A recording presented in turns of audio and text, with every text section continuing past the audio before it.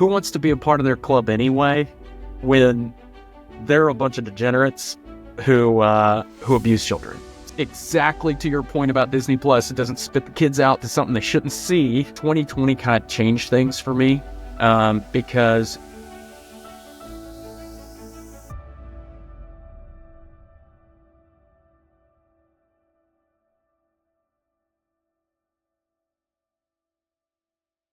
it shouldn't be shocking if I said that there are not many kid-friendly shows and movies that promote good values, let alone Christian values, in today's world. Even if you and me disagree on some things, we should at least agree on this one thing. For example, you put your child in front of Disney Plus and let them watch the Marvel's What If show, not concerned about what might pop up next, but then Disney puts Deadpool and Wolverine, a movie filled with foul language and foul content in it, and they put it on Disney Plus, and it's the next up after your kids' show. How can you trust them? And even though some shows might not be trying to make your kid trans, they don't contain the values that you want. But now, what if I told you that a certain man was working to change that? My guest on this episode of Creator Corner is Andrew Huff. Andrew Huff is a film writer, director, and producer dedicated to serving Jesus Christ by, quote, telling exciting stories with eternal truths. Andrew Huff, along with his wife, are the creators of the beloved Christian family-friendly show DotConner, Webtective. The show follows a girl, Dot, as she navigates life while also solving mysteries through a Christian worldview lens. Families absolutely love this show. But now, DotConner is no longer just a show, but has rather become something bigger. The show is not like other shows, which are just mindless, numbing entertainment, but the show rather pushes your child to think more critically about things through a Christian worldview. The show has been labeled, quote, edutainment, where it educates and entertains your child at the same time. Andrew Huff is joining me today on the podcast to discuss the making of DotConner, as well as the rewards and struggles they faced while making it, and Christian films in general. So please welcome Andrew Huff, a writer, director, producer, and creator of the beloved DotConner Webtective show, now becoming a feature film, to this episode of Creator Corner.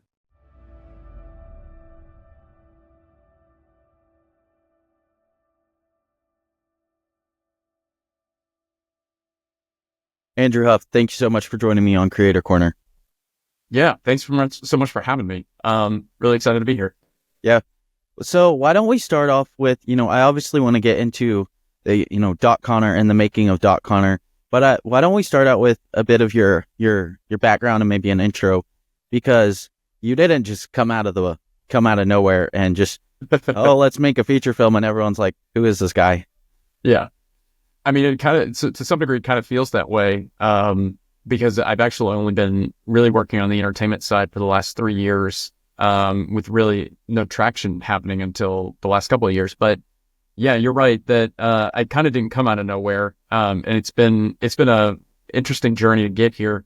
Kind of in a nutshell, I really was sort of headed into filmmaking even as a kid. I would make videos as a teenager with my brothers, little spoof videos for our churches, all sorts of stuff, and was looking into actually becoming an animator. I really loved animation and how to use computers to do things, because when I was a teenager, it was kind of a new thing to use computers, and from a consumer perspective in creating video content. And so we were kind of fiddling around with how to do all that stuff. So I really kind of envisioned a future, working in a place like Pixar,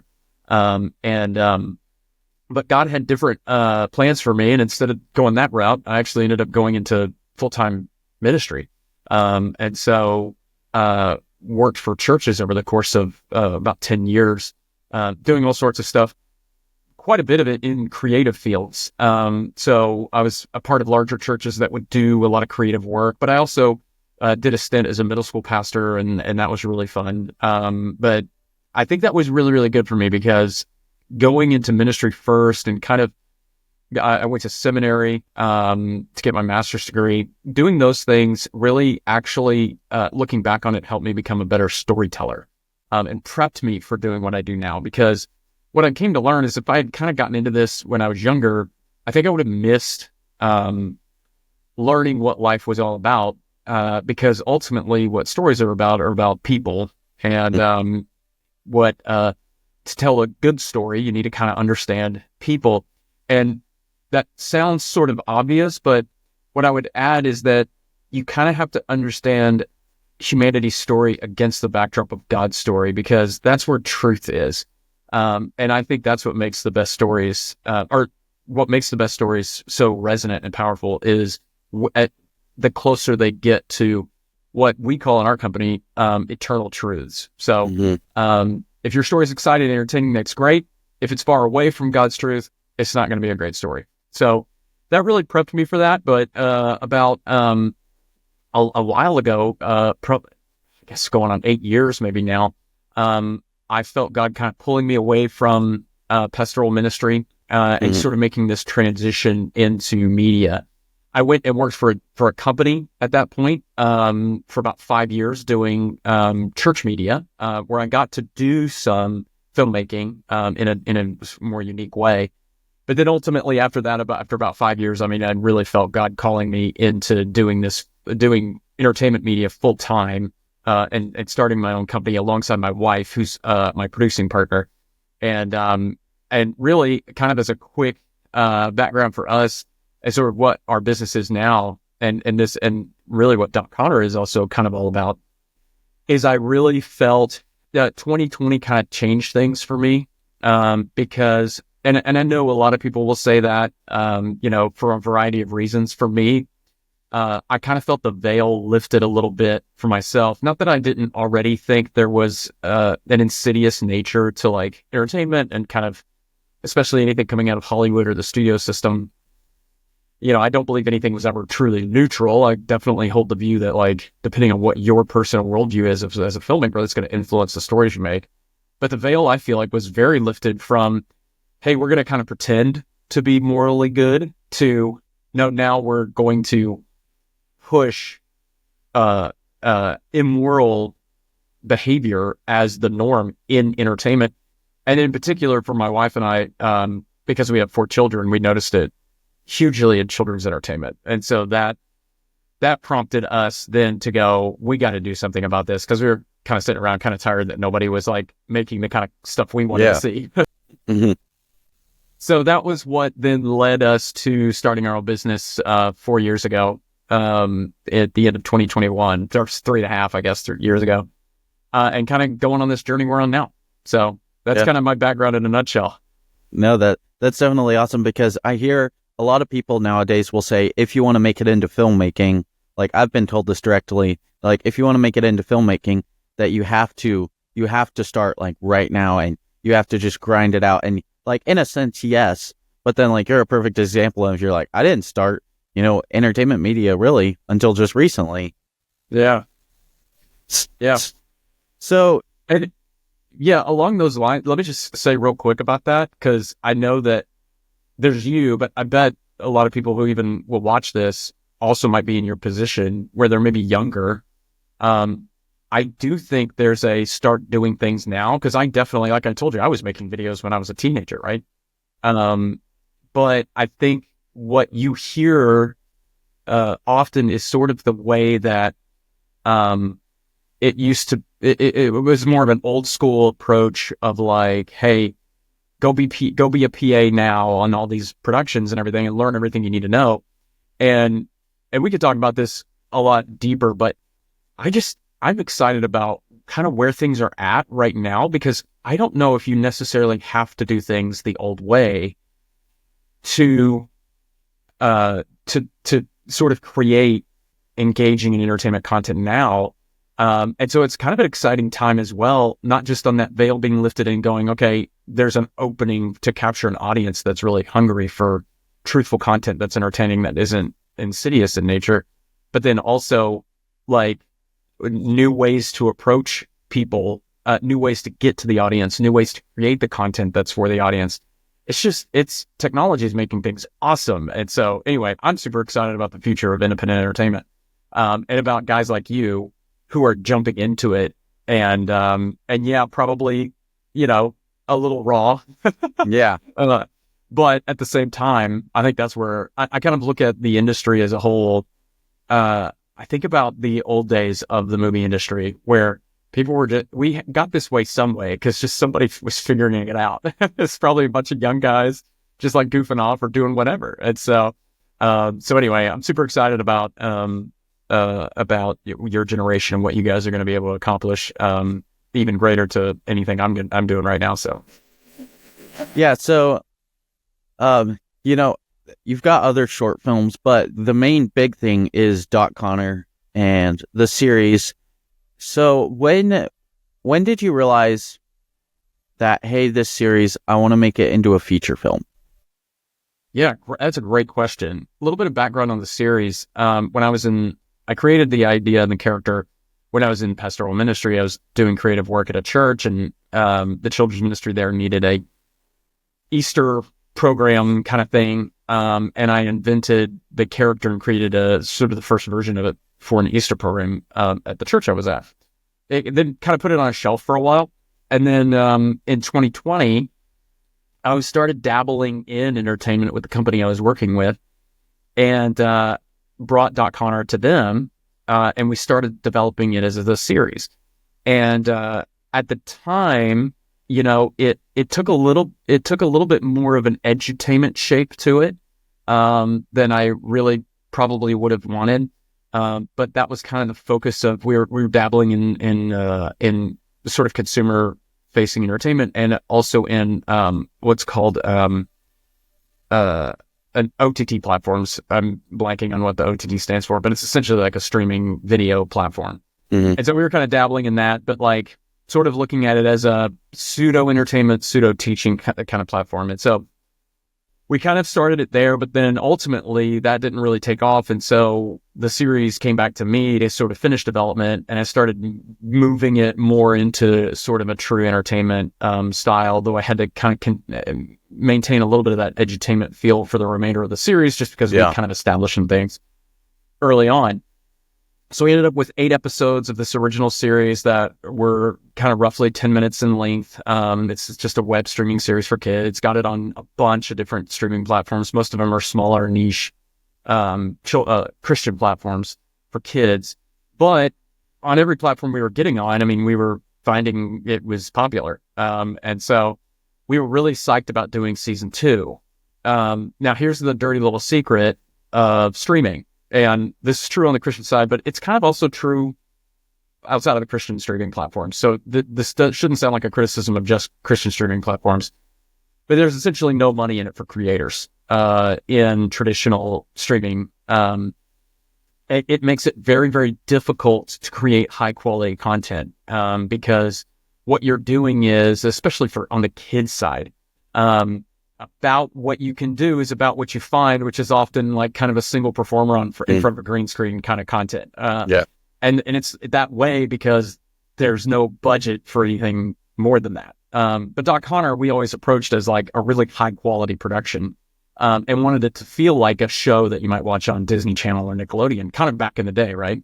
Because I feel like you don't get those kind of shows anymore. But so we were really trying to find a way to get season 2 off the ground. We had, story treatments done. We had season 2 first episode written, and it just there were a couple things that sort of there were several things that caused me to pivot. The first thing is, so when you're making Christian content, often what will happen, I'm pulling, this is going to be Secrets of the Christian Film Industry podcast is what this is going to be. When you're raising money for it, the pitch is very, very often not, hey, join us to make money on this project.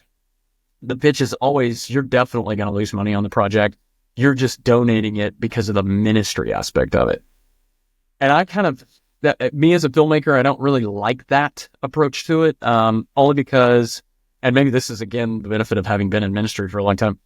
I'm big on when you're giving money towards ministry that it's actually benefiting people. I'm not saying that entertainment can't benefit people. Well, more of what I mean is I like community involvement. I like you giving, I like people when people give to worthy causes or churches that are doing a lot to improve their local area, like literally help their neighbors, right?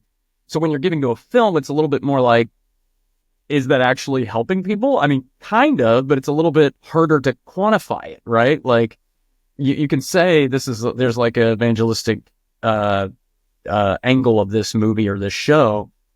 Someone might get saved from it, but I mean, and I'm sure there's ways to maybe find out if somebody emails you, but and we actually have heard about a salvation decision made through the DotConner show, right? And that's awesome. But just felt weird and kind of icky about being like, hey, give to this because it's a ministry. This is your tithe, I just kind of felt weird about that. So I didn't want to ask for that. So I wanted it to be a true business investment. So that kind of put streaming out. Then the other thing that happened was the strikes from last year. And here's what I started to see is I started to see that I believe theaters are still a viable exhibition location for entertainment.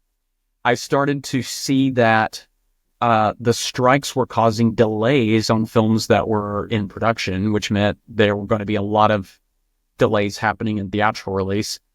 And then you just go look at the calendar. Hollywood's kind of quit making family films.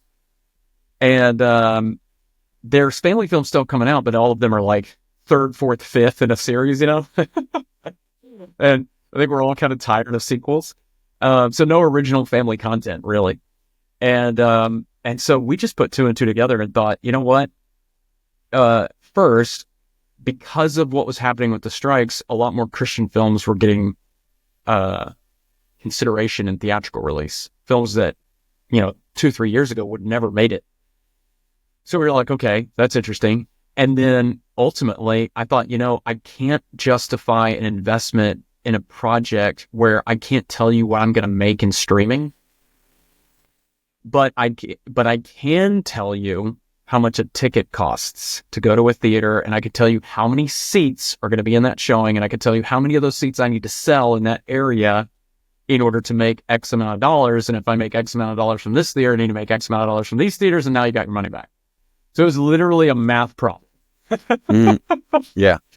And so we pivoted at that point to let's take what we were planning on doing for season 2, because it was already moving in a direction where it would be more of an entertaining story and a true mystery for our lead character to solve, and just turn it into a movie. And I thought, and then ultimately it came down to the script. I mean, I basically fall of last year was like, hey, let me see if I can take the plan for what we were going to do and write a script and see what happens.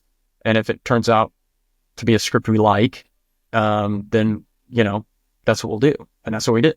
Yeah. So. Yeah, that's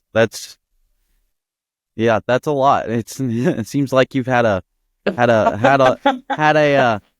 of a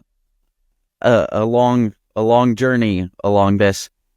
So production's already done, correct?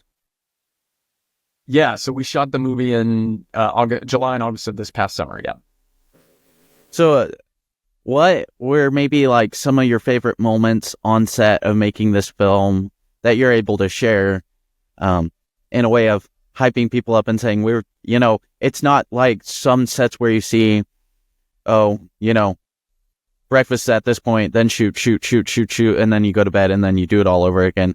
It's like, hey, we're actually, having a good time here, and not like some of those other ones where it's like super duper strict and just all of this other stuff that goes on. Yeah, totally. So this is what I was talking about earlier too, about how I feel so excited about where filmmaking is. So I'll share some moments with you initially in a minute, but let me lead into it by telling you that, and I'm not going to give you specific numbers on this, but I'm hopeful that our film is going to be a case study on how to do this in the future, for people like yourself, because all told, in terms of what our overall budget is going to be based on what the film ultimately is going to look like and be like, I think people are going to be shocked. And I say that only because we leveraged technology and we leveraged, and by the way, hear me out when I'm saying technology, I'm not even necessarily saying AI. Okay. I'm just saying technology in general, and the advancements in camera, advancements in sound, advancements in what you can use computers for, advancements in scheduling software, all that kind of stuff. We leveraged all of it to basically be able to produce. And now there's going to be places where the budget, you kind of feel the low budget nature of it for sure. But when I say people are going to be shocked, I think there's going to be this overall like, and that's pretty good. It feels like a Hollywood movie. And the reason that it feels that way is because we did the work in advance of being on set. So I'm going to tell you some fun moments from the set, but I want you to know that the reason the set was fun was because of all the work we did before we ever even got on set. And that's the secret. The secret to filmmaking that Hollywood doesn't tell anybody and nobody writes books about. And that is, the secret to making a good film is doing all the work before you ever shoot. And being willing to do all the work. Because I think that's what sometimes happens is people think, well, if we just show up on set, then everything will kind of fall into place. Nope. But no, you have to make it, you have to ensure that it's going to be in place before you ever get there. And that goes all the way to me, as a director, being prepared to, when I walk on that set, knowing exactly what we're going to shoot. Every single shot. Not only knowing exactly what we're going to shoot in terms of every single shot, but knowing exactly how things are supposed to go in that scene for the day. And how that scene is going to play into all the other scenes, right? So you have to know the story. You have to know the story in advance. You have to know the shots in advance. You have to know the schedule in advance. You have to know who's there in advance. You have to know the actors in advance.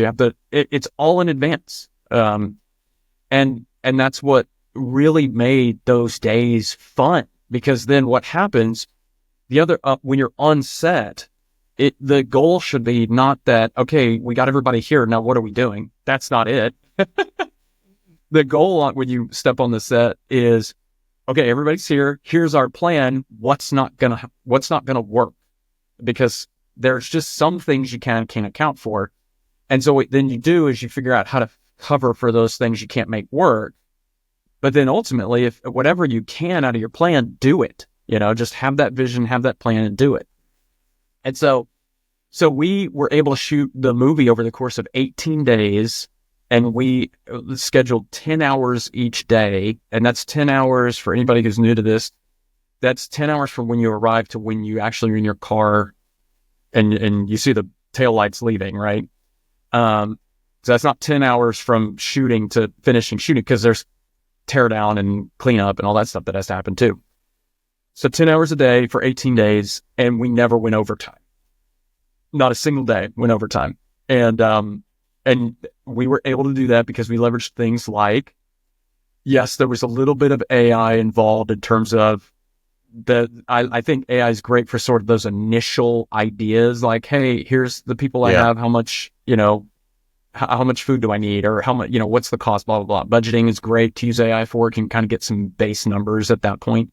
But we leveraged things like being able to utilize online tools to create spreadsheets. And I use Google Sheets. I'm a creative guy. I figured out how to use Google Sheets to basically create a shot list that had all the information for the DP and the G&E team and the camera crew, along with sort of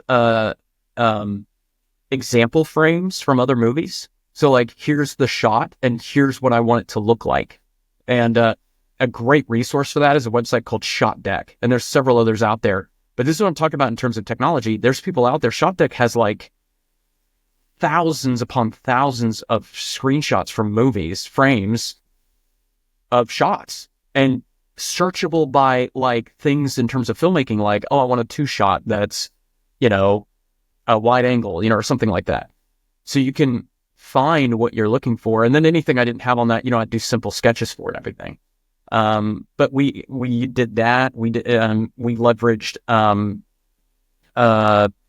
new camera technology. So some of the fun things that happened on set is we leveraged the DJI Ronin 4D for this movie. If you've heard of that, it's basically a camera system that has the gimbal built into the camera system. And so, but you can take the head of the camera that has the lens on it off the camera body and stick it on the end of a boom pole, which gives you top-down shots almost instantaneously, right? And there's a little bit of learning curve, and my camera team was great, very professional camera team that got up to speed on it super fast. And we were able to use that camera in really awesome ways that we couldn't have if you're waiting to like set up a dolly system for instance, because that can just be so cumbersome and intrusive. So it allowed us to really get in, which then allowed, my camera team to be able to do that and get those shots and sort of move quickly, really allowed our actors and me as a director to kind of play with the scenes, right? So some of my favorite moments were we're on time and we can run a take and we can kind of let the actors kind of do some fun stuff, or come up with new jokes. Cause that's one of the things that we really wanted is for this film to be funny. And so that was really fun to do. And then, probably the highlight, honestly, and this is kind of a quick thing to get people hyped up and then we can move on. But, so again, low budget, but because we're not shooting in California, everything we shot in Middle Tennessee, in Nashville, everything's way cheaper. We got to shut down a street in the middle of downtown Nashville on a day to shoot a chase scene. And we did it at our budget level. It was actually an incredibly low, you wouldn't believe how low budget it was, but it was that way because we took our time to plan for it and to contact everybody we needed to and to jump through all the hoops and do everything we had to do to get it to get it set up that way. And so it was awesome. It was such a cool, I can't even, the fact that your team shut the street down and you just get to kind of film around the street in the downtown of a major city. It was really cool. It was fun. Everybody had a blast that day, right? So, and we had a stunt team that was there doing a stunt for it and stuff like that. So it was just a blast. It was a great time. That's so cool. So, you're working with younger people and kids. Did you face any of the, restraints because there's just so many like laws and regulations about child actors now and like how long they can be on set, how long they can be on camera. Did you ever, face any of that? And was it easy to resolve or like super, people just hating on you and be like, no, you can't do this, can't do that, can't do that. Yeah. Right. So, believe it or not, there actually there are child labor laws for sure, but there's two different, ways to look at the restrictions. One is the true legal sense of, you're not allowed to work a child. And fortunately for us, you'd actually kind of be surprised how many people actually were under the age of 18. So that was one thing that kind of helped us tremendously is we weren't actually working with a lot of kids. In fact, one of our lead actors, is a lot older than she looks. And so yeah, that helps. Mm-hmm. But there's that, which we never really even came close to breaking any kind of the laws there. And especially with underage talent, we never work with underage talent without a guardian, parent or guardian on set as well. So they are really the parent guardian for us is the keeper of that child's sort of work schedule and helping us stay like on track. And we worked with some great talent and great families and stuff like that. So it was awesome. But I think when everybody thinks of child labor laws, what they're actually thinking about are the restrictions that the entertainment unions put on productions. Because this is another little sticking point for independent productions, is whether to go union or non-union. If you go union, it creates a lot of difficulty when it comes to the restrictions that the union puts on you, and increases your costs substantially. And so we chose to go truly independent on this film, which allowed us to save money, and then also allowed us not to sort of be beholden to some restrictions that I would actually argue might be a little less, or might be too restrictive, ultimately. Now, that being the case, it is incumbent upon filmmakers to treat their cast and crew well, because we've all heard horror stories. You can kind of understand the idea behind a union when you hear horror stories of productions going 16 hours and not feeding their crew or whatever, right? There's a lot of taking advantage of abuse that happens. But I think, to me, I see that as a challenge to be even better than it might be if the unions were even there. Right, in terms of not going overtime and not pushing my crew too hard, and being cognizant of my talent. So we're not even at that point. We're not even necessarily talking about underage. Even just in general, not making sure that like any talent or any crew aren't abused too much. So that's on the film. I will say on the series, when our talent was much younger, there was, we had to schedule break time in, because we could only really work with them for a certain amount of time, give them a break, and then work with them again. Which again, it's kind of funny that we have those in place. And again, child labor laws are totally fine. Like, we all know the history there and the importance of it. But sometimes I couldn't keep them offset. Yeah. Right? I'm like saying, no, you get 2 hours of a break. And they're like, no, I'm fine. I want to do it, because then they get to leave earlier if it's done. So it's really fun to kind of work with people who are passionate, but also have the same goals in mind as you, which is really the health and well-being of the cast and crew comes first. And then everything else comes second. But again, that becomes super easy if you do everything in advance. Yeah. No, yeah, definitely. So, did you start pitching the idea for the film and start raising, like, use the series as essentially a pitch for the film, and that's where you raised the money for the budget for the film?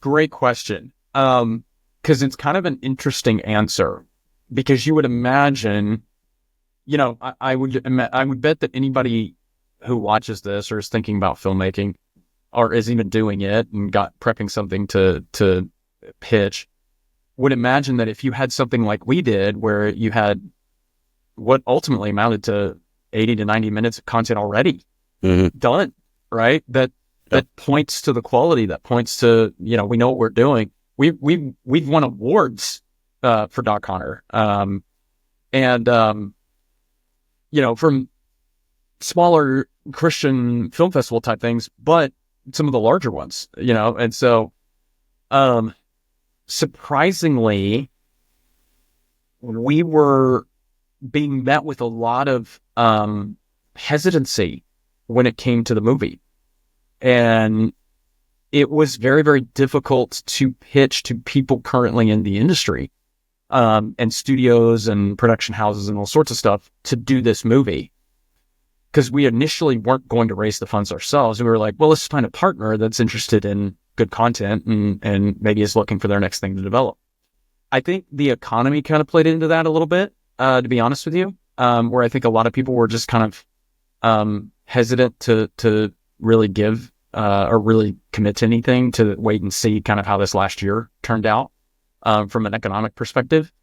I think the other side of it too is, and again, inside secrets of the Christian movie industry, I think for a lot of what you would consider to be Christian movie studios or Christian production studios, they kind of are all really just working on their own thing. And there's not this collaborative nature to it, meaning they kind of have their people, they're kind of working on their thing, they're kind of trying to move their pieces forward on their movies. But there's no collective, it's not like a studio, a Hollywood studio where, they might be looking for production partnerships and stuff like that. And so we were kind of surprised by that. Really then coming around to the conclusion that if we were going to do this, we were going to have to do it ourselves. We were going to have to raise the money ourselves. We were going to have to produce it ourselves. And I always kind of thought, if I can just film it, then I know that on the back end, I'm going to find a place for it and people are going to respond well to it. And so we just kind of, we had some personal investment we could put towards it. We had some private investment that came in. We did a crowdfunding campaign, which is actually still going. We're finishing funds, and we'll need marketing budget. But we feel like, again, once people start seeing it, because we're going to start doing test screenings and stuff like that, that'll kind of come naturally. But, and then some tax deductible donation type stuff. So we kind of just brought as much together. And in order to do that, by the way, we had to know what we expected to spend to actually shoot it. And so you're talking about already having the budget figured out, as once we start the raise, because it's like, well, here's where we got to go. Here's where we got to get to.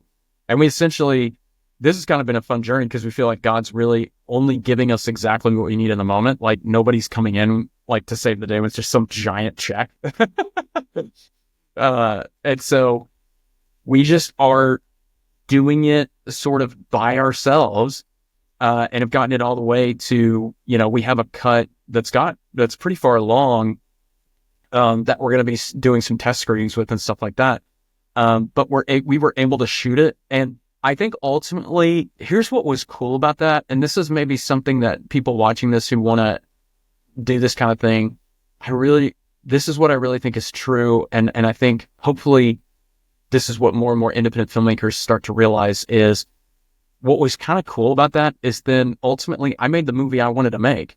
If I had went with another place that provided me the production budget to be able to do it, then what was likely going to come with that was changes that production house wanted, or that producer, who brought the money in wanted. And not to say that could have been beneficial to the movie or not. I mean, like, who knows, I could have maybe benefited the movie ultimately, but it also could have harmed the movie ultimately. And so at the end of the day, I got to make the movie I wanted to make. And so, that's what I think is how I would encourage future filmmakers is don't wait for somebody to come in with a check, for you to go make, your movie. You've got to figure out how to do it on your own if this is what you want to do. And what's cool is you can do things, you can get equipment to help you do that relatively cheap. I think start out with like short films and shorter content, because making a feature is obviously like, it's a lot harder to do with volunteers or anything like that. Yeah. But if you and your friends are shooting videos like for a day, or shooting a short for a day or something, or doing like a film competition where you can do, you do a short in like 48 hours, or something. And then you submit that and you get awards for it and stuff. That helps you grow. But it's like doing those things are cool, like getting awards are cool, and going to the conferences are cool and film festivals, and that's fine. It's just not, if you want it, you got to kind of go make it for yourself, because I think done are the days of sort of I wrote this screenplay and it hit the blacklist and now I got paid $2 million, for my screenplay. Yeah. I just don't think that's happening anymore. I think more often than not, and that to me is exciting, because it means we kind of get to create independent stories that aren't going to be forced into this corporate field that I think a lot of Hollywood feels like right now, where everything's just like every movie, and you probably feel this too. is almost like the marketing team wrote it. It is basically how it's done now, right? It's like, how can it be marketed to the most people? It's not necessarily like, hey, is it just any good? So Yeah, no, I jumping a little bit back to something you said earlier, and you mentioned it here, is, young filmmakers and things like that. So, for example, when I shot my first short film, I completely funded it. It was like $400 to $500, and decided to rent like this big cinema camera, and which was a mistake, but I had to learn that the hard way. And but like going into it, I learned so many things. Like I had planned, how things were gonna go, but things didn't go exactly as that. And I was like, oh wait, but this shot would look good, that shot would look good. And instead of being there from like 5 to 10 p.m., I was like there from 5 to 1 a.m. in the morning. yeah, yeah. So when you got started with, filmmaking, what are some of the lessons, the big lessons that you have learned, that you can share with other audiences? Yeah, that's awesome. And hey, by the way, hear me when I say I've had those days too. I've 100% made those exact same mistakes. Speaking of working with child talent, I was working on a production that was independent but volunteer based. It was for a church, and we went overtime late into the night with child actors, which became a problem for sure. That only happened once, and I made sure that would never happen again. So, but some of the probably the biggest lesson that I've learned, and maybe it's two. I think they're connected. So the first one is that there are awesome filmmakers who you can learn from, and that seems obvious, but what I mean is, people. I think people rely too much on trying to find a book or an article or a video that tells them what to do, right, and how to do things, or what, for instance, constitutes a good shot or a good way to do a scene.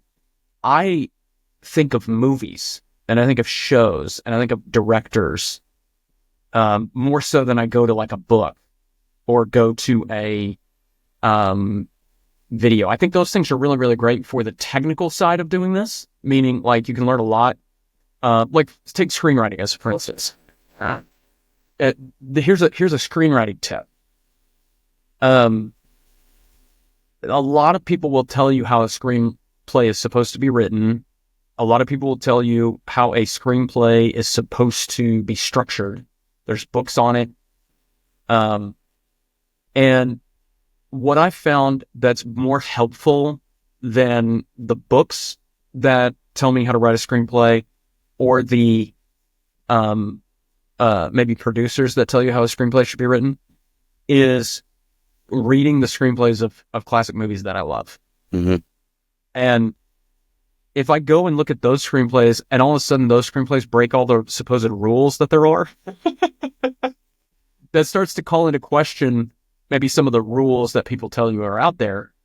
So I learn from the people who've been there before, and I learn from the people who, that's a huge skill to have. If you can learn from others, it's a massive skill to have. And so listening to interviews from filmmakers, doing a masterclass a filmmaker might do, but I'm talking about like Ron Howard's one of my favorite filmmakers, and I watched his masterclass and it was awesome, right? So that's one tip, one thing I learned. And that was, I didn't even really think about that because I think it was just something that came naturally. I was homeschooled all the way through, from kindergarten to 12th grade. And I think I just sort of naturally had a learn it myself kind of attitude. So I just did it that way. But kind of in conjunction with that, you have a lot to learn. The things you need to learn, you can learn from other filmmakers who've been there before. The other thing that I've learned is, okay, if I hear things that resonate, as I start to develop my style, I have to trust myself as well. So a little something to what you said about, it's very easy to kind of come in with the plan and then get on set and start thinking about other ways to do things, right? Like, oh, well, what if this shot, or what if we did this over here? We do that when it comes to, I can't get the shot that I planned, right? But what I've learned is I trust my vision I had before I got on set. And I go, if that's all the time we have, that's what we're getting. And I don't deviate. Now, where I have to deviate is where maybe my original plan doesn't work for whatever reason. Lighting can determine a ton of that, because you want to have good lighting too. So it's this collaborative. I like having a director of photography, so I'm not the director of photography, and it's a collaboration between the two of us, because I know he's going to make it look gorgeous, and then however he makes it look the best, does it fit? Does it work still? What I was planning on doing, Yeah. And then two, he's also listening to me and going, well, here's what he wanted. Can I give him that look, and not fundamentally change what he was trying to do? So it's this collaboration between us, but we get what I want, that I wanted when I walk in. Now, where we end up changing is where he might go, we get what I wanted and we guys still have time, and he'll go, hey, what about this? Because he's thought of something, right? Or if I thought of something, we have time. But it's always if we have time. And then that rarely happens that we have time. What's happening more often than that is I've got my shot list open and I'm crossing out shots that I was going to get. Mm-hmm.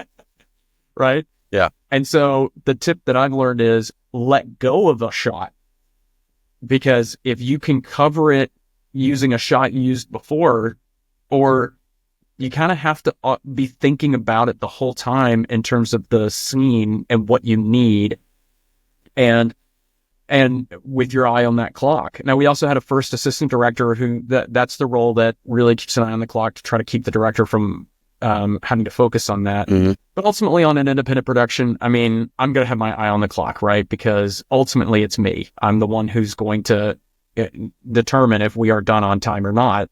And I'm going to determine that if I get everything I want and everything that's necessary for the scene. But the skill is basically trusting yourself, trusting your original gut instinct, and just doing that. And then knowing where you can kind of bend on that, where you can go, okay, I'll cut that out. Heath came up with a great way to do both of those. Let's do that. Trusting other people around you, because maybe it's not you who comes up with the way to do it. But then ultimately, if you're short on time, you just go, here's what we're going to get this, this, and this, and then we're done, and being willing to move on. Yeah. Does that kind of answer your question? Yeah, no, definitely. So obviously DotConner is a Christian family friendly piece of content, and you mentioned it earlier, but Hollywood doesn't seem to cater to Christian and family content anymore. Like, Disney went all woke, and even like when the new Deadpool movie came out, they put it on Disney Plus and stuff, along with all these other kids shows. And I'm like, so essentially you stick your 3-year-old in front of the screen, and after that show, the next up could be, Deadpool. Yeah. I'm like, I'm fine if you put it on Disney Plus, but have some sort of 18 years or older page, and then you have a specific passcode for it, so your kid can't just run into that. Right. So what have you found are some of the challenges, making Christian family content in today's world? Yeah, it's a great question. The challenge is definitely, so it really is kind of the way that the system is set up now. It's sort of working I think I've heard other people say this. You might have heard other people say this too. It almost feels now to be Christian and morally sound, and it feels very countercultural, rebellious. Mm-hmm. Yeah. So to make a Christian family film that's entertaining and fun and adventurous feels countercultural in a weird way. because you would think that that's a knock out of the park. You make a mystery adventure for families that has Christian elements in it, and you're just like, how does that not make hundreds of millions of dollars? I mean, that just feels right, you know? But like I said, we were met with a lot of like shrugs in terms of doing it. And I think the challenge is, while the audience is hungry for that kind of stuff, there's no place to that will provide it. Everybody's very like hesitant to do it. And I think it stems from, again, I feel like Hollywood's kind of basically gone that way. This is a little bit hyperbolic, but your Disney Plus example. I mean, I kind of imagine the Disney executives hoping that a 3-year-old watches Deadpool Wolverine. Yeah, because that'll sink their evil clutches into the child even more, or whatever. And then and for my wife and I, when we started looking at wanting this kind of content, the biggest question mark, I think, is the source of the entertainment, because I don't think anybody's figured it out. Now, I think the guys at lore.tv, and I think they're onto it. They're experiencing the same thing we are, in the sense of what they're doing feels very countercultural and rebellious to the current sort of nature of the industry from both sides, Christian and non-Christian. And so they likely are going to, they could be the first ones, to get there in terms of becoming that place where, okay, the type of content the audience is looking for is available here, and the audience now knows about it, and they're all flocking there. Right. And so I think the biggest challenge that we had was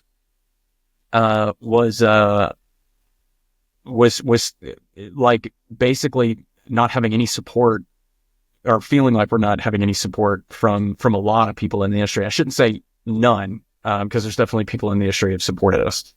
But one of the other challenges that we've had is, even from our own sort of thinking about it, is there's that question of how much do you balance Christian themes and elements with, because nobody wants to be accused of being preachy, right?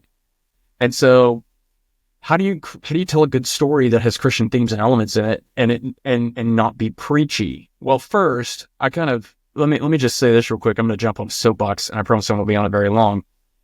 It's pretty rich hearing about like being preachy from the current industry, where every Hollywood movie is stuffed to the gills with liberal preachiness. Mm-hmm. Yeah. I mean, it's clip after clip after clip. Yeah. They're like, don't be preachy, but we can be preachy with our own ideology. Yeah. Yeah. Okay. So I'm like, sounds that's good. Pretty rich coming from you. Yeah. So I actually don't even, I'm like, being accused of being preachy doesn't bother me at all. But I do get the sense of what feeling a lot of Christians have, which is Christian movies can feel too cheesy in the Christian themes that come in them. And so the challenge has been, how does it have Christian themes, and how, like, here's the funny thing. And again, I can probably say I think our movie did it and it's going to be groundbreaking and all that kind of stuff, but it's my movie. I mean, the audience isn't going to have to tell me one way or the other. Yeah. You'll have to tell me when you see it. Yeah.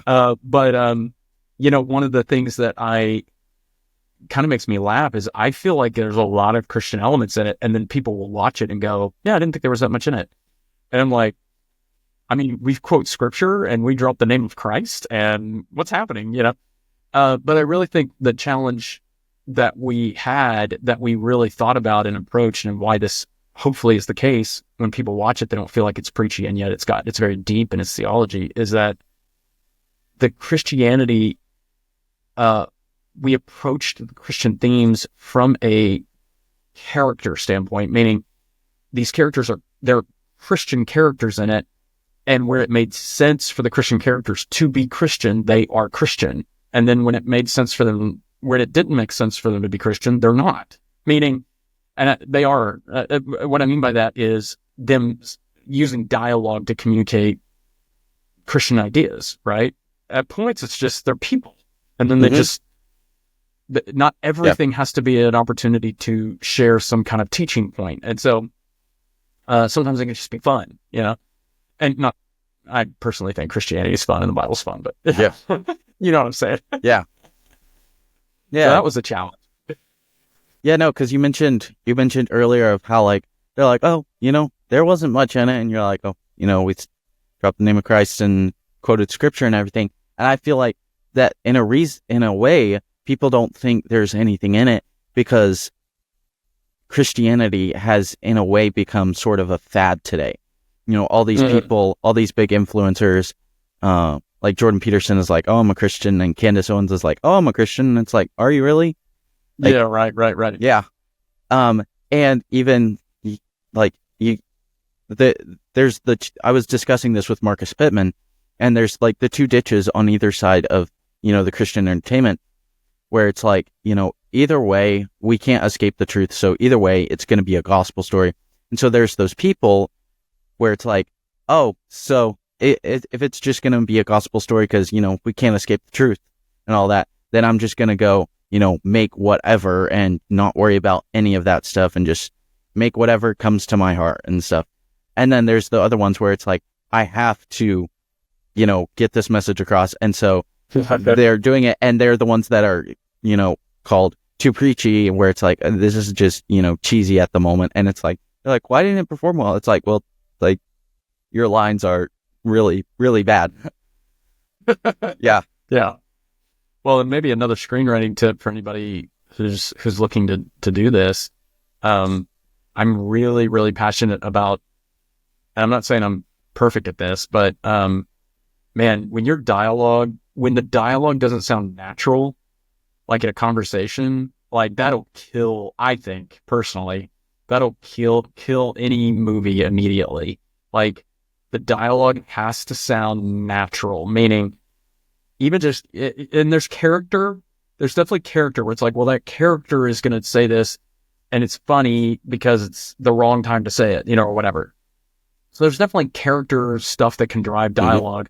But man, if it's just two people having a conversation and one person's like, just says something out, the worst is when you're trying to give exposition about characters through dialogue, and the character, it's like two people who are related to one another or friends talking about an event or something that they both went through, and they repeat all the details of the event or the thing. Yeah. It's like, why are you saying that to someone who should already know what happened? Yeah. Yeah. So it's got to sound natural. Yeah, because you can definitely tell when watching movies, you're like, that's not natural at all. They're just reading off script. And everyone says, don't use contractions, in writing. And it's like, well, that's the way people, don't write the way people speak. And it's like, yes, when you're writing a paper, don't write the way people speak. But when you're writing dialogue, and even if, these two actors are conversing or whatever it is, just give them the idea and what I want to get out of this conversation, and then just let them flow with it. Because if you say, hi, Jane, well, how's your day going? It's like, just let them flow with it, because then it'll come more natural to them. Yeah, exactly. Whereas if you're trying to do too much in the dialogue, and there's the exposition side of it where you're trying to introduce characters and they're telling you everything about themselves, that's one thing. But on the Christian side of it, to communicate your message via a person just being like, well, this reminds me of the Bible and this and blah, blah, blah, blah. And then they just spill it out in this area where it doesn't make it doesn't make sense in the context. Yeah. That's where I think the true idea, and it's not just Christian, that's what happens. That happens in Hollywood stuff all the time, where liberal talking points will just come out of nowhere. It's like, that's what the preachiness is. It's not necessarily being preachy. There's tons of films that are preachy, but you don't know they're preachy because they presented a story to you with characters who felt real and dialogue that was natural, that then gave you a certain worldview and a certain point of view. And so those are my favorites, right? Is like a film that's actually preachy and you had no idea it was preachy because you were just captivated, by the performances or by the visuals or whatever. Yeah. Yeah. So when do y'all have an official release date for DotConner yet? We don't have an official release date. What I will say is, in the nature of independent filmmaking, we have to be pretty far along before we can introduce the film to theaters. It becomes a little bit, for an independent movie, for a Hollywood feature, they can kind of go to a theater and say, we're going to make a Christmas movie with The Rock. And the theaters are going to be like, sure. Yeah. Okay. Fine by us. When you want to put it out. For independent films, it's like we gotta have a pretty polished product before we bring it to them, in order to really secure a prime like release date. I will say again, it feels like we could pick any weekend we wanted because there's so few family films coming out, that even our original release date idea was we wanted to pitch DotConner against Snow White, that's coming out in March. Yeah. Because we thought that would be a really good, I think everybody knows what they're going to get with Snow White. Snow White's dead before it's even arrived. And so I thought it would be a great marketing angle to go, hey, you already know what you're going to get with Snow White. You weren't going anyway, but go to the movies that weekend and support a Christian film, just to really stick it to them, Yeah. We need a little bit more time to get to a theatrical presentation version of the movie, which is probably works in our favor, to be honest, because March is a little bit of a iffy time for a family film because summer is obviously highlight. And our film, one of the storylines in our film is that our lead character, Dot, is starting her first week of high school. So we actually think it'll play better to get closer to the end of summer, because a lot of people will have start of school on their minds. And so we think the storyline will play better then anyway. So that's kind of, I would say if we were trying to target something to be late July, August timeframe, theaters are going to determine that. We'll probably, because we're an independent film, what'll happen is, what'll most likely happen is we'll get a limited release for like a weekend or a week, in the select number of theaters, which you're hoping will be high. And then if the movie plays well, it will continue on. It will get more screens at that point. And so that's typically how independent releases work. And so once we nail that down with the distribution, a partnership that we create, we will, we'll try to drive a ton of business towards that opening weekend just to get people to, and again, I think the movie will speak for itself. I think when people see what we've done, and it's fun and it's funny, it's got surprises in it. And so, and like I said, it's something that it really isn't out there, anywhere from anybody. So it'll be just so unique. I think that'll sort of drive some of the interest by itself. Yeah. So are you independently producing it, or are you partnering up with, because I know there's companies like I think it's Solideo Gloria, producing that'll help get films into that, or are you like, we've already gone independent here, let's take it the whole way, and in a way kind of create a statement that, hey, if you want to do this independent, it's hard, but it's possible. Yeah. I'm not opposed to that. Our first and foremost approach is finding partner. So SVG is a great example. We've had conversations with them. They love the property. So that could be a possibility. We have a connection to Fathom Events, which is now Fathom Entertainment, which has really become successful through quite a bit of Christian independent releases. And they work with all three of the major chains, theater chains here in the United States. And then there's a handful of others that we definitely have had conversations with and would consider. And then ultimately, you're right. I mean, there's a version of this where we just do it ourselves. Yeah. We've done that up to this point. So, yeah. But, I walk into the office of, whatever theater chain and plop the movie down on the desk. No, I'm just kidding. I'm not going to do that. But, we'll kind of see, what direction makes the most sense. Again, I'm trying to look at it from I want this to do several things. First and foremost, now this is kind of the biggest, hope is that we finally give a large audience something they've wanted. trustworthy entertainment for kids, for families that want that kind of thing. So that's what I first and foremost hope happens, is that all of those families find it and it meets exactly what they've been looking for.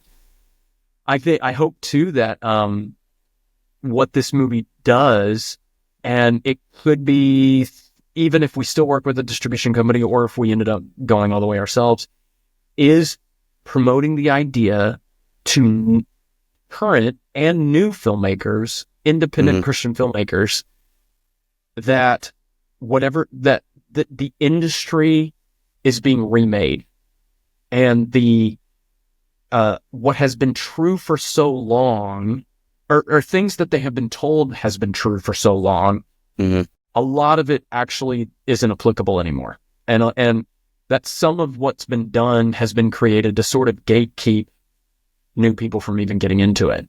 And so I'm kind of hoping that we can be a part of that. I don't know if it'd be, pretty arrogant to say that our film is going to be the one that does it, but I think it's our film along with others that are going to basically say, hey, it shouldn't cost you millions upon millions of dollars to make a good movie, because technology should be bringing the cost of movies down.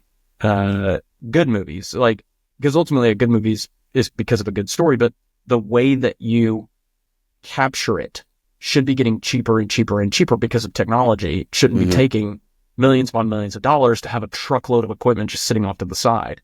But you're being told you have to have that, right? Because that's what all the big boys do. Yeah. And so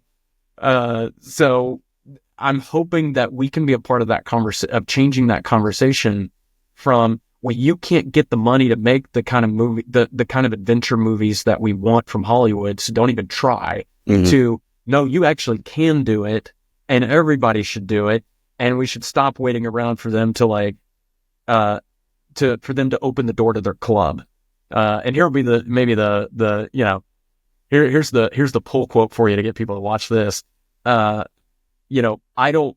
wants to be a part of their club anyway, when they're a bunch of degenerates who abuse children? So yeah, I don't need their awards. There's the I don't intro. need their late night shows. I don't need, I just don't want it. I want to make my own thing. I love having a conversation with Elijah and encouraging Elijah to carve a new path as well in terms of his filmmaking or whatever he seeks to do. I prefer that than getting the invitation to go on some late night show to talk to some guy that, I should probably be careful about what I accuse late night show hosts of doing. Stephen Colbert is just, Stephen Colbert and Jimmy Fallon are just boring in general now, so who would want to go on there? Yeah. So anyway. Yeah, so once DotConner goes into theaters after that theatrical run, you mentioned earlier how streaming, there's not much money in there for you. So what's the hope after that? Is there the hope to put it on streaming services or do like DVDs? Because I know with some streaming services there's regulations where, hey, you can't put it on DVD because you're streaming it here and there's, in a way, like rights to it. So what's the hope after the theatrical run? Yeah, so we will put it on streaming. We absolutely want to get it out there. Where we do that, we're not having a conversation about where we do that and what that should look like, because for me, the goal has always been to make it a true business investment that I can try to turn a profit around on for my investors, and for us personally, so we can continue doing this.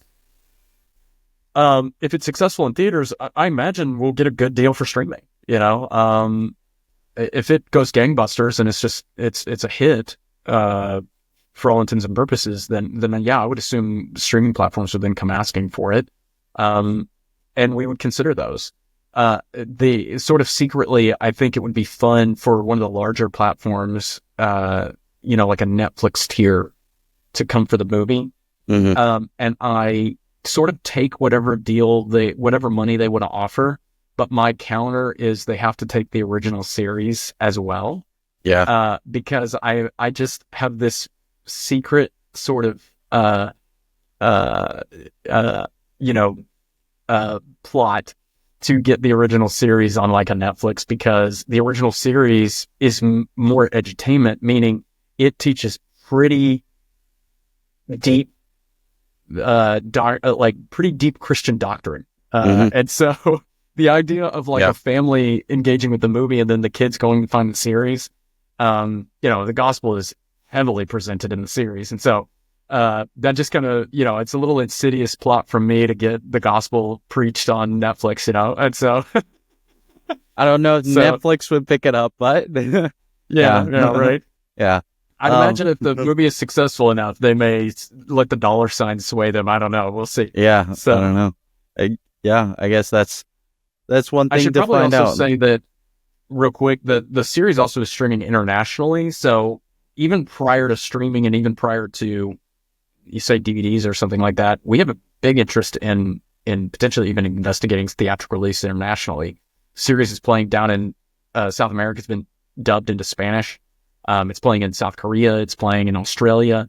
So we have some ideas in terms of theatrical, international theatrical release that could be kind of exciting. And then ultimately streaming and dubbing the movie and stuff like that, I think is totally on the table for international audiences too, to engage with the movie. So yeah. So I know you've talked a bit about, for young creators, don't wait for a check and just go make what you can make, and then also planning ahead and planning as much as you're able to of how this will go and how that will go. But if you were to give one piece of advice to young creators who are wanting to do this, what would you say to them? I'm going to give you two, if that's okay. Yeah. One's probably going to sound more personal and the other's more professional. Because my very, very first piece of advice, and I'm coming at this from a Christian perspective, is grow your relationship with Jesus Christ. That is foundational. And it is foundational from, I mentioned right up at the top that the reason I think I'm a good storyteller is because I've studied scripture, engaged with people through ministry. You don't have to go into Christian ministry like I did, but what that allowed me to do was engage with people in spiritual conversation, whether it through small groups or whether it through counseling or whatever.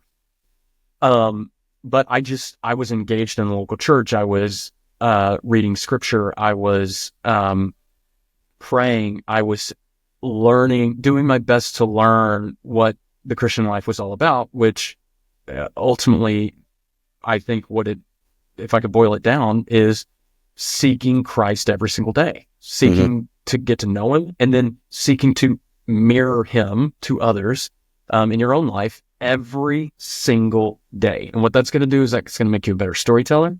And then that's ultimately going to make you better at whatever your job is in filmmaking, because the more I've become like Christ, the more that I will put others first, which means treating my cast and crew better, the more I will understand people. So if I have a cast or crew member that's going through something personally, that allows me to engage with them at that level and help them through that, or whatever.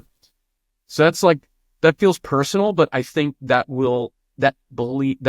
just is so foundational to professional that has to be like the very, very first tip. But then professional on the other side is God gifts people uniquely. And so you don't have to, the first thing that probably anybody needs to know is you don't have to be a writer director to be a filmmaker. I think that's what sometimes a lot of younger people think. Well, I have to write it and then I have to direct it. Well, no, there's a lot of jobs in filmmaking that you might not be gifted in that way. You might even not be gifted in writing. You might not be gifted in directing.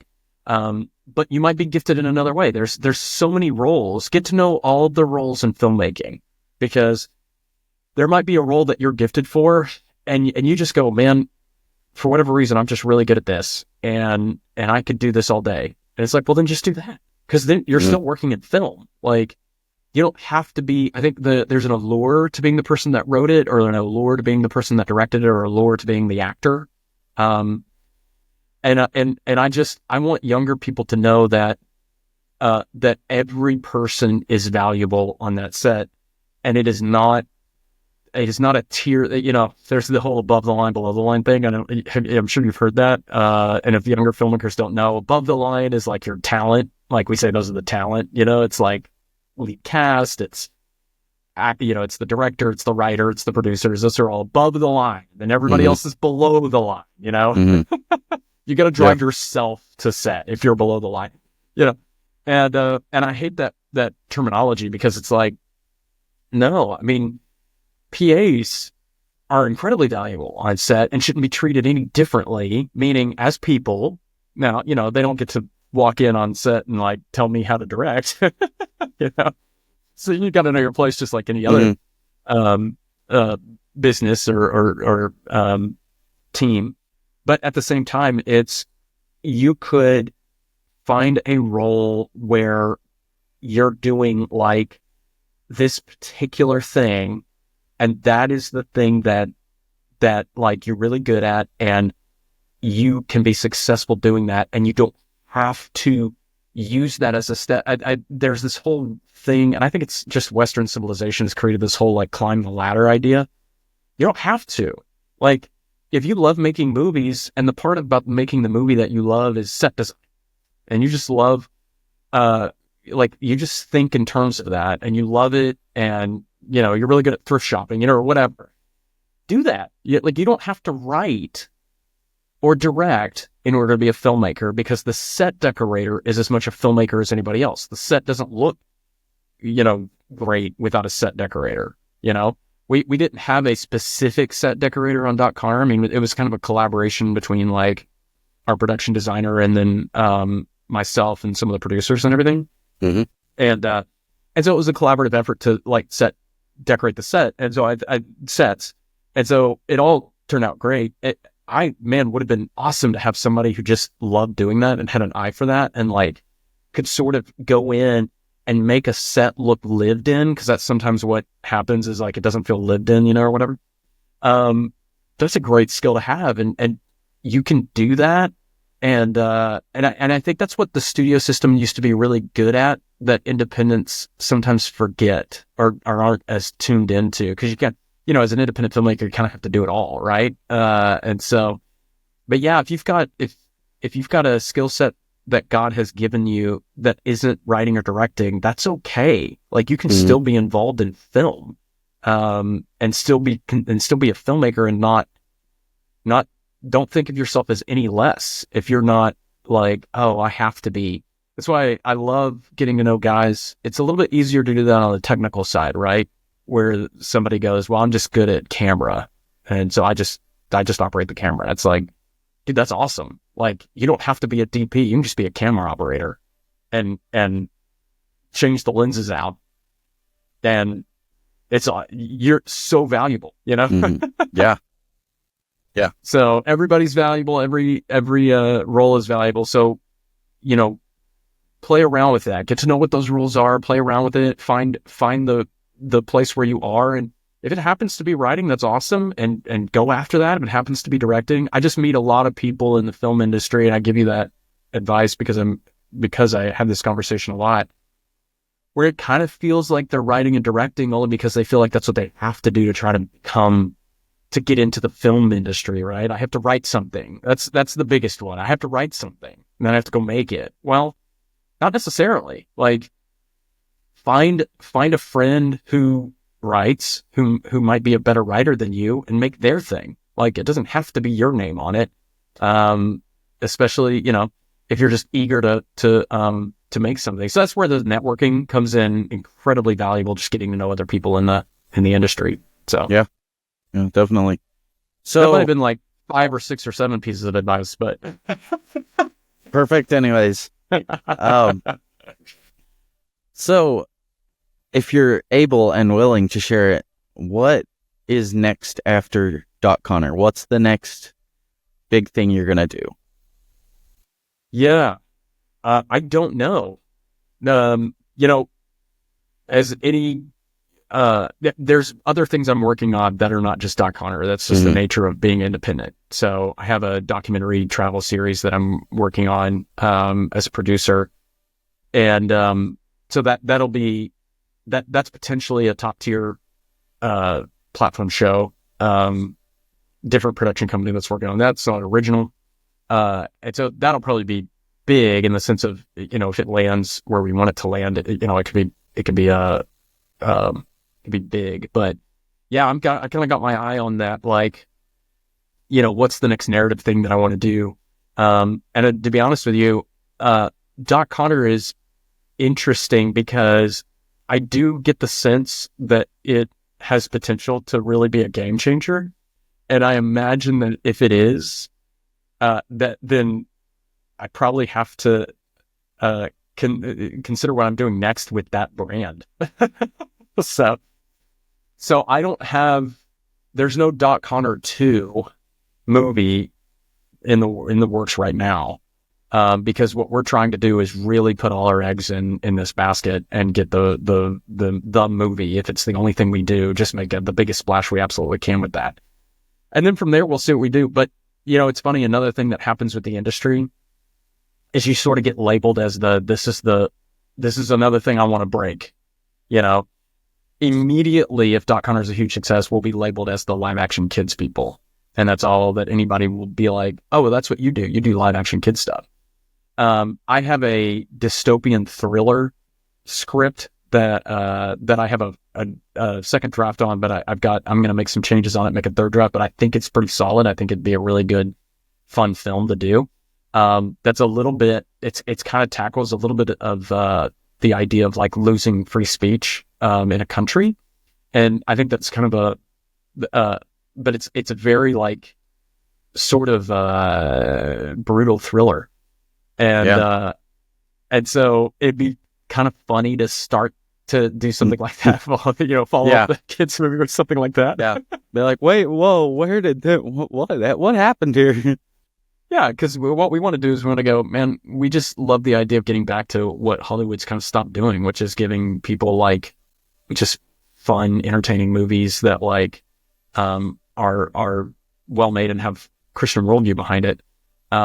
The other thing I would say, since the lore guys, is I love their platform and I want to come up with something. I've got a little idea for a sort of a Hitchcockian psychological thriller that would be low enough budget for me to make, that wouldn't totally make sense on their platform. And so I'm kind of like debating, do I do that, as sort of a way to kind of support them, but then also, show that, because again, my whole thing is, and this is why I align so great with them, is I just want to break the industry or break the general convention of what it means to be a filmmaker and go, no, man. And there's people doing some awesome stuff on that platform too. So, doing the exact same thing. So yeah, we'll see what it has in store. Hopefully 2025 is the year of DotConner, Webtective. And by the end of it, everybody knows what it is. So yeah, no, yeah, definitely. So where can people find out more about you and DotConner? And you said, you're still, finishing up funding. So where can people find out more about that? Yeah. Well, for the show, DotConner.com has a link to the funding campaign, which is run through a site called WeFunder. The series, all the places the series is streaming can be found there. Information about the cast and crew can be found there. Our company is Huff Media Productions, and the website is huffmediapro.com. It's Huff Media Pro everywhere in terms of Instagram, Facebook, and then it's Webtective everywhere in terms of Facebook, Instagram, all that, for the show. So those are the primary places. I will say, as kind of a quick little tease, and the website will have all this information, or socials will have all this information. We're about to launch a DotConner Webtective app, which has the original series on it, but it's gamified, where kids can watch the series but unlock bonus content and behind the scenes stuff and all sorts of things, and then even get a sneak peek of the movie, by finishing all the challenges within the app. And we're working with an awesome company here out of Tennessee that does mobile gaming, and a lot of other stuff too. They're helping on the movie as well. But that's the first of hopefully, more DotConner game apps, because the series itself and the movie is very much driven towards this sort of like interactive gaming kind of idea. So we're super excited about that. We got our first one coming out. It's going to be free, but it's a good way for parents to engage with the show, for their kids to engage with the show through the app, because the episodes will all be contained within the app. You won't need Wi-Fi to be able to watch, and it doesn't spit it. Exactly to your point about Disney Plus, it doesn't spit the kids out to something they shouldn't see. Yeah. At the end of it. So. Yeah. That's awesome. Well, all those links will be in the description below this episode. Once again, thank you so much for joining me today on Creator Corner. Thanks for having me.